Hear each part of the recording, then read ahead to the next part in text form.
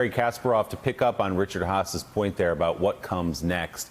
As you've studied these societies, as you've studied these kind of divisions, Congresswoman Elissa Slotkin of Michigan was on a few minutes ago making the point that she can say officially now, as someone who's worked around the world, that the external threats to America, while still very serious, have been surpassed by our internal divisions.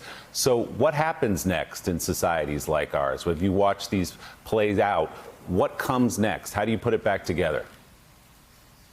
I think it's very important now to understand that Trump's impeachment and everything that's happening now, it's about the future. Because America was very lucky that Trump was such a buffoon.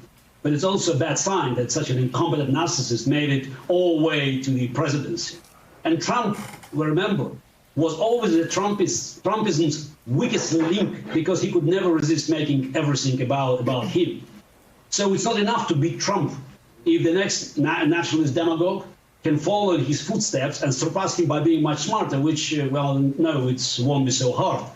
So I think it's important now just to fight Trump as America is fighting COVID-19, because America has been attacked by two dangerous viruses at the same time, COVID-19 and Trumpism, which is a well-known mix of demagoguery, nationalism, and autocracy. And I think now, if we look in the future, we should try to make Trump, let me say, a vaccine. Because Trump is a very weak version of the deadly virus of dictatorship that strengthens the democratic system if administered in time.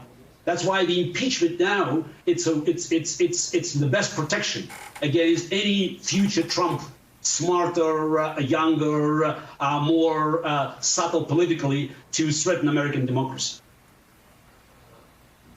All right, the Justice Department yesterday didn't rule out pursuing charges against President Trump for his possible role in inciting the mob that marched to the Capitol, overwhelmed officers, and stormed the building. U.S. Attorney in Washington, Michael Sherwin, told reporters, quote, "We are looking at all actors, not only the people who went into the building." When asked if such targets would include the president, Sherwin replied, "We're looking at all actors. If the evidence fits the elements of a crime, they are going to be charged."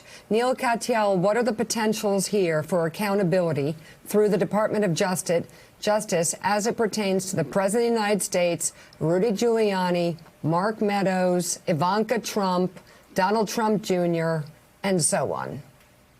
Yeah, there's a serious possibility of criminal liability for any and all of those individuals. It does look like incitement, but of course, there may be factual stuff about their criminal intent and the like. So it will require the opening of an investigation and, traditional law enforcement techniques to bring that to bear. And this intersects in a really interesting way with the discussion we were just having about impeachment. There are three ways to remove a president. One's impeachment, the second is the 25th Amendment. But the third is resignation.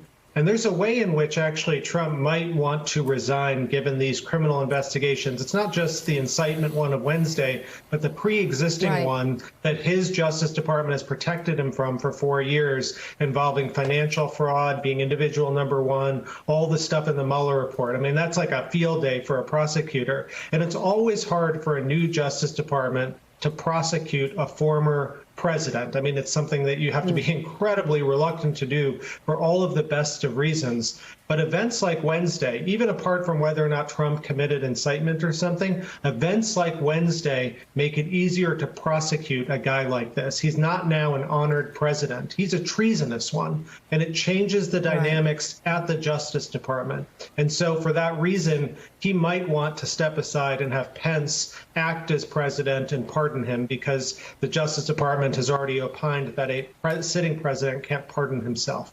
Thanks for checking out MSNBC on YouTube, and make sure you subscribe to stay up to date on the day's biggest stories. And you can click on any of the videos around us to watch more from Morning Joe and MSNBC. Thanks so much for watching.